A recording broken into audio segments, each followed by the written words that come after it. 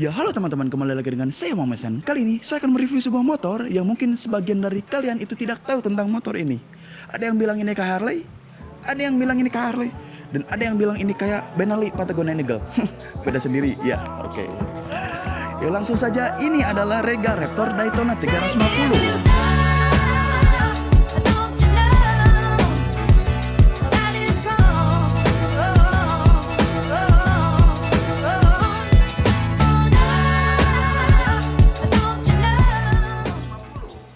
Motor ini adalah motor pabrikan Daytona tahun 2013 yang nasibnya kurang lebih sama kayak Benelli.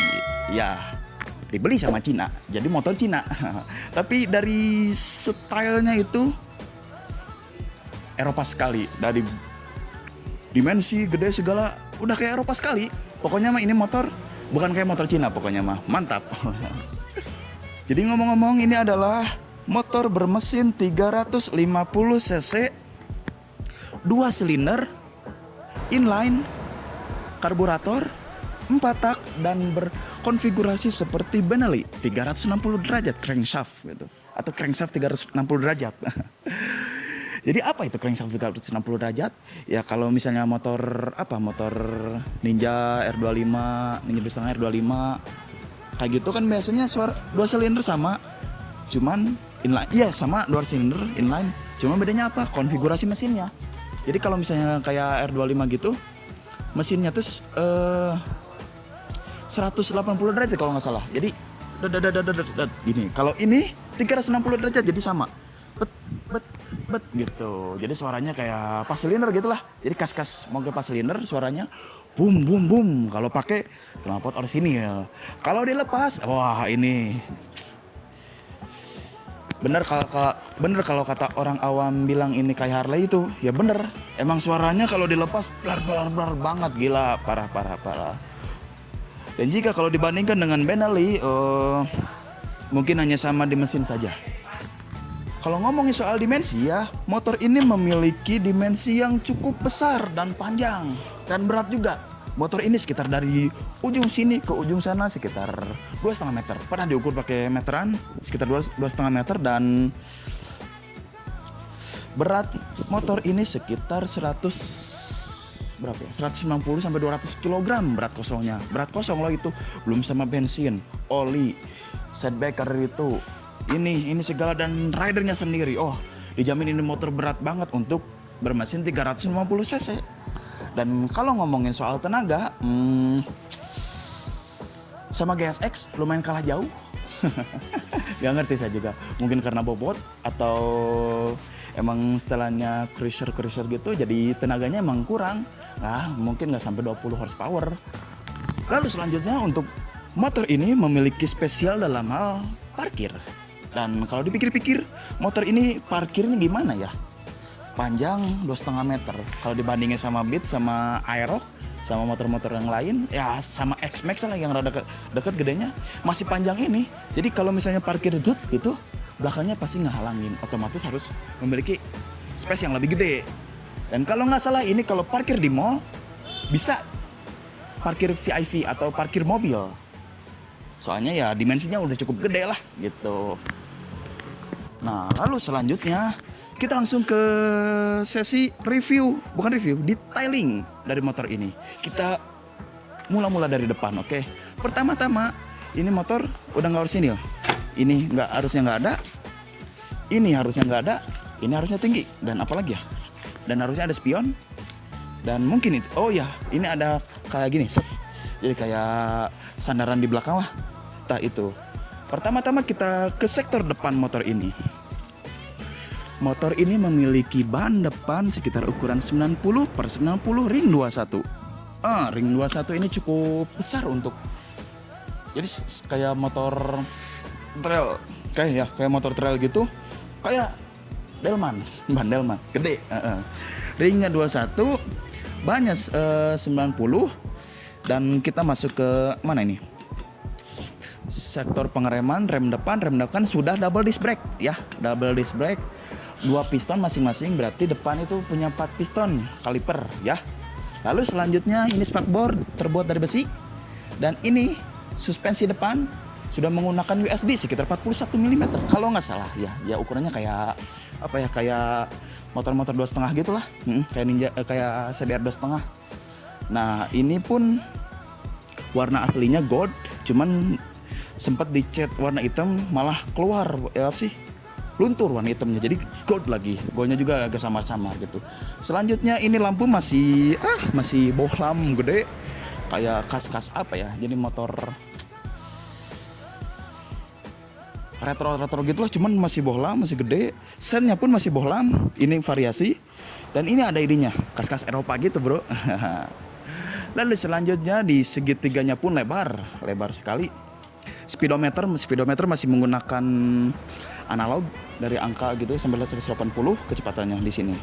Ada hazard, ada sen kanan kiri, lampu jauh, oli kalau nggak salah, oli, lalu netral, dan sudah itu saja. Sangat simpel. Ini cover, ini segitiganya pun cukup lebar, dari besi bro, ini tebal banget segitiganya.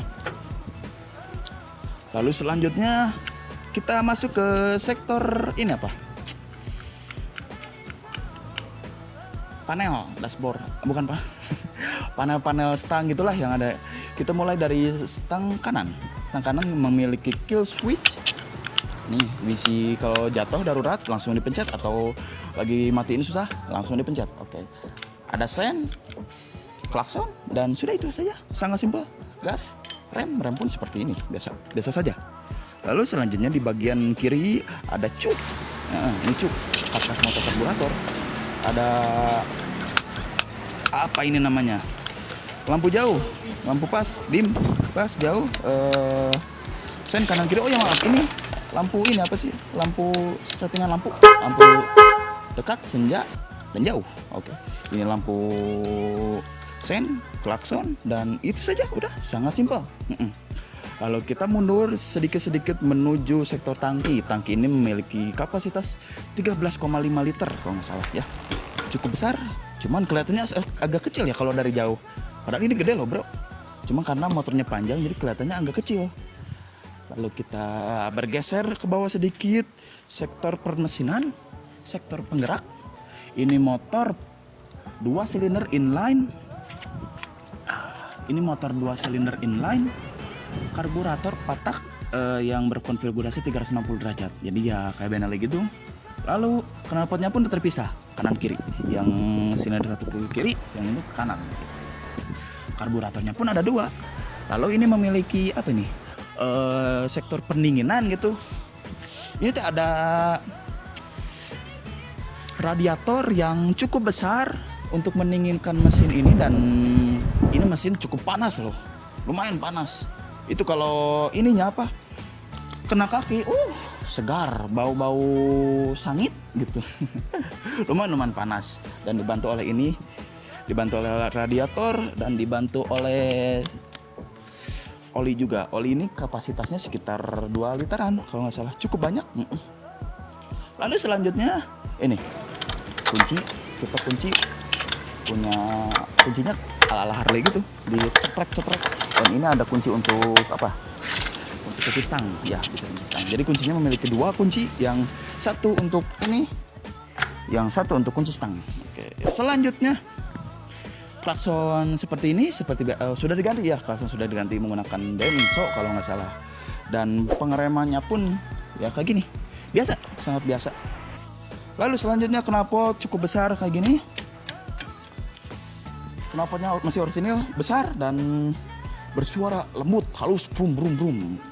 Lalu selanjutnya di bagian belakang ini variasi biar lebih hampek juga, biar lebih besar, keker gitu. Dan joknya pun ya cukup simpel, tapi ya cukup empuk lah, lebar, empuk. Dan motor ini memiliki aksen krom di beberapa bagian. Ini, dan banyak, lumayan lah. Cukup jadi klasiknya dapat gitulah. Lalu kita masuk bagian belakang. Di sektor pengereman belakang ini memiliki cakram yang cukup besar, lumayan, dan kalipernya 2 piston, cukup pakem. Dan ini swing armnya kas Harley gitu, 2 gitulah. Jadi wah, ini besi semua bro, kokoh banget. Lalu ban belakang pun motor ini memiliki ban dengan ukuran 160 per 80 ring 16. Ring 16 itu kayak Vario, kayak Beat, kayak motor-motor apa ya, motor-motor Matic itu kecil-kecil, cuman bannya gede, jadi kas-kas bobber gitulah ya. Mantap.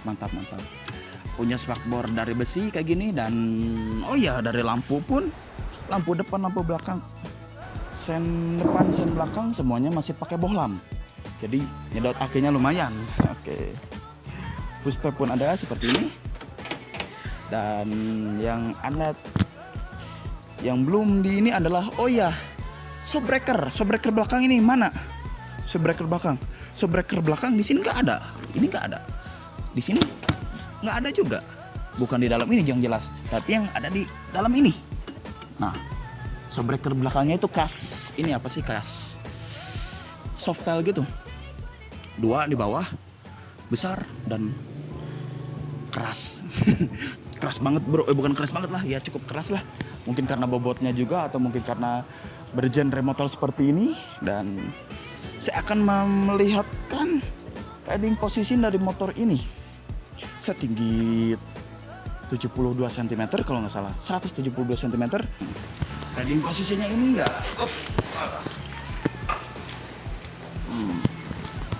Riding posisinya kas-kas Harley Softail. Dan apa ya,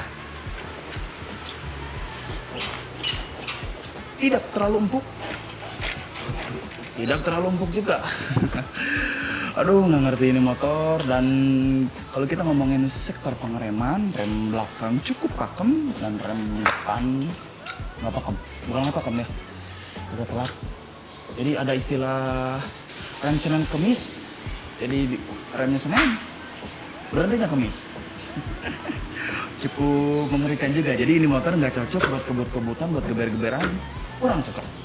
Ini motor punya maksimal top speed ini sekitar 140 lebih. Itu juga kalau 140 problem, nggak usah 110 lah, 140, 120 saja. Pertama, ini gigi motor, speednya cuma sampai 5. Kedua, ini motor gede bro, ini motor getarnya gila.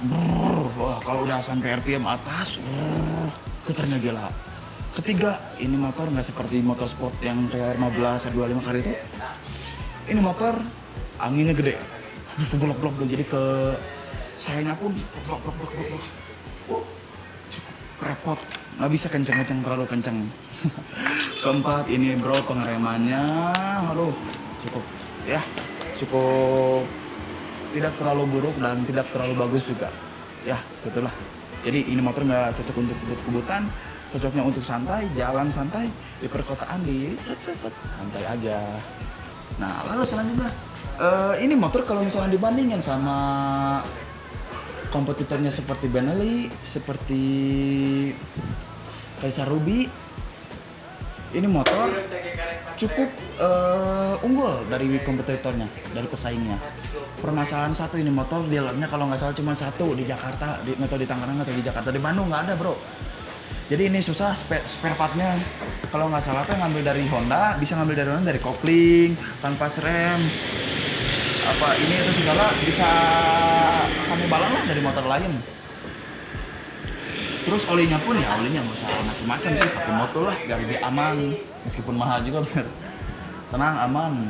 Lalu paling yang susah itu kayak spare part, aksen chrome kayak gini. Ini juga kalau misalnya mesen ya bingung, harus inden, harus apa ya, bingung sih. Karburator kayak bisa diganti sama Ninja. Dan ini panel-panelnya paling diganti sama motor.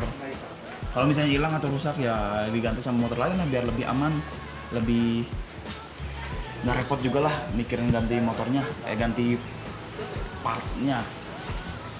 Bisa dibilang ini part agak sulit.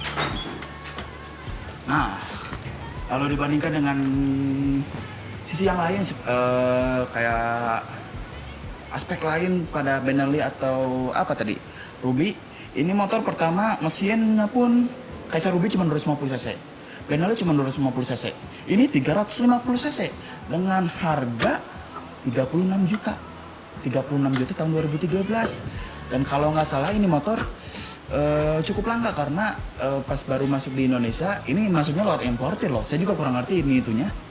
Masuknya cuma beberapa di Indonesia dan langsung terjual habis, ludes sama orang-orang.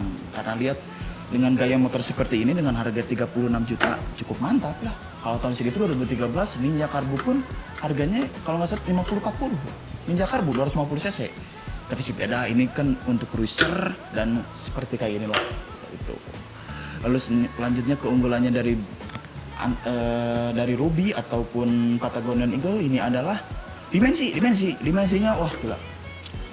Asalnya ini bukan Asia bro, bukan untuk setelan Asia, ini gede banget. Masuk gang repot, pasti repot, parkir susah, harus minimal ya kalau aman pakai mobil. Terus berat ya jadi kayak mini Harley gitulah. Harley kan ada Harley berat bisa sampai 300 kilo, ini cuman 200 kiloan gitu. Kalau disebut berat, kalau disebut tenaganya bro nggak sampai 20 horsepower. Ya cukup repot juga untuk sektor tenaga. Cuman ini cruiser, ini motor dari segi desain, gayanya pun dapat banget bro. Itu dibandingin sama Ruby, kan Ruby ya lebih pendek, lebih kecil. Kalau nggak salah wheelbase-nya cuma 1400, ini wheelbase 1650, lebih panjang daripada X-Max. X-Max gede, tapi ini lebih panjang bro. Cuman ya X-Max gede, ini panjang, berat, lebar. Ini lebar bro, ini lebar. Nah kalau misalnya sama Ruby itu fit-twin kan, Ruby emang bener-bener baby Harley pisan. Cuman problemnya bukan problem ya. Untuk cc pun cuma 250 cc. Sama build quality-nya kalau nggak salah Ruby itu kurang jos lah, kurang jos dibanding ini. Ini kan besi semua, hampir besi semua, cuman ini sebagian plastik dikit. Kalau Ruby dimensinya pun kecil. Oh iya, dibandingkan Ruby dan antara Ruby Patagonian dan ini udah depan disc brake, belakang disc brake juga. Depan double disc brake, belakang disc brake biasa. Dan Ruby kalau nggak salah belakang masih tromol, dan Patagonian Eagle pun kalau nggak salah belakangnya masih tromol bro.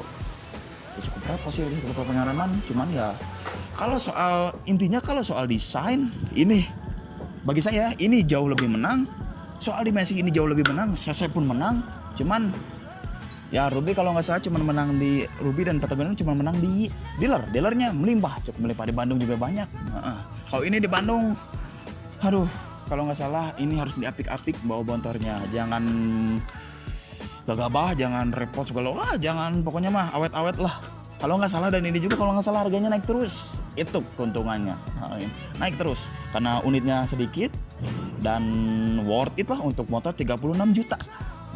Mantap. Lalu selanjutnya saya akan menunjukkan kepada kalian semua bagian yang sudah penasaran sama suaranya.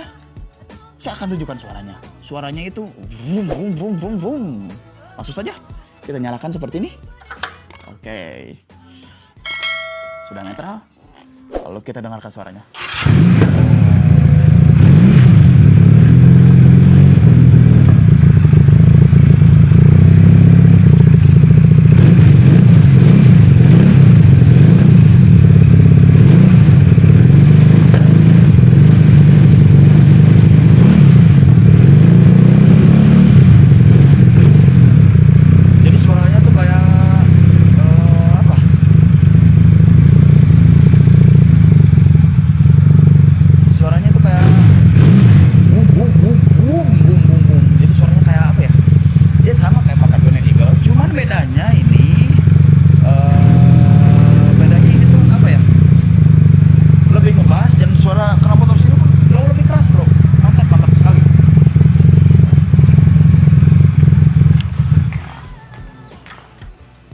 Lalu selanjutnya saya akan coba mendengarkan suaranya tanpa exhaust.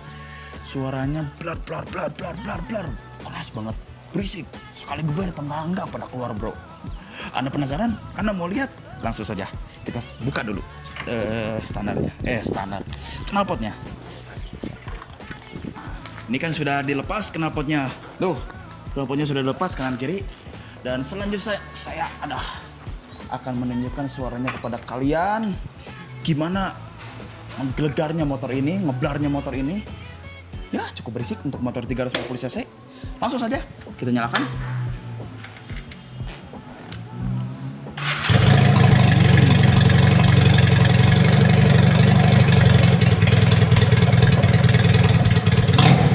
Wah. Jadi suaranya itu kayak cuduk. Nah, kasarnya bukan di sini, Bro, ada nanti. Jadi pelan-pelan.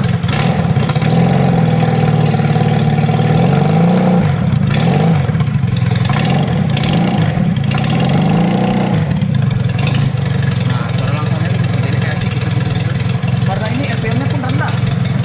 Nah, ini yang maksud saya 360 derajat itu.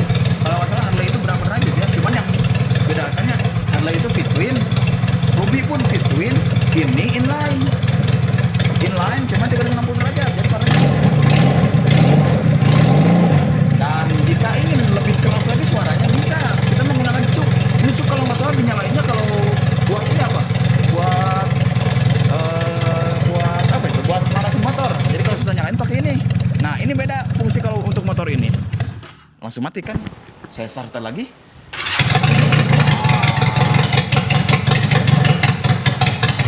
Kas Harley RPM rendah gitu, Bro. Tapi ini gas harus ditahan soalnya. Takut suka mati. Nah, suka mati.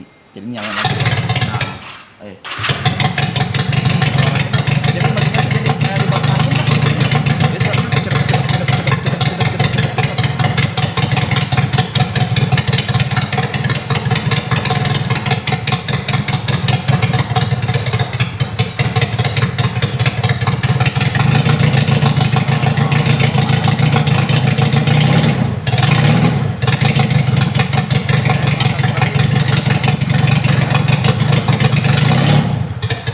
Nah, itu kurang lebih dari suaranya ya, Bro ya.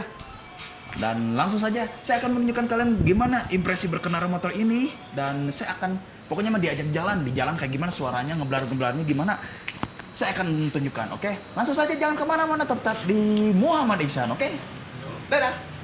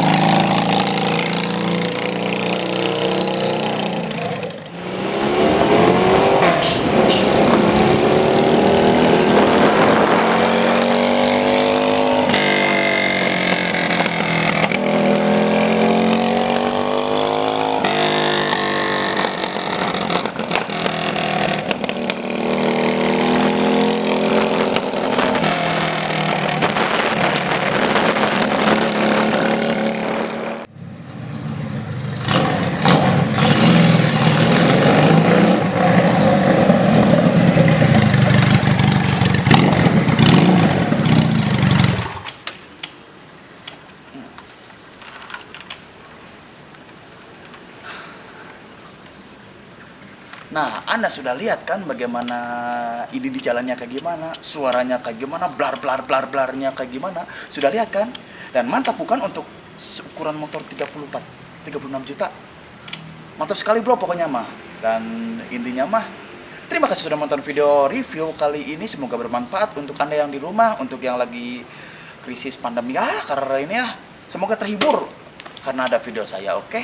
Terima kasih dan jangan lupa like, share, dan subscribe agar channel ini terus berkembang, oke? Selamat jumpa dan dadah!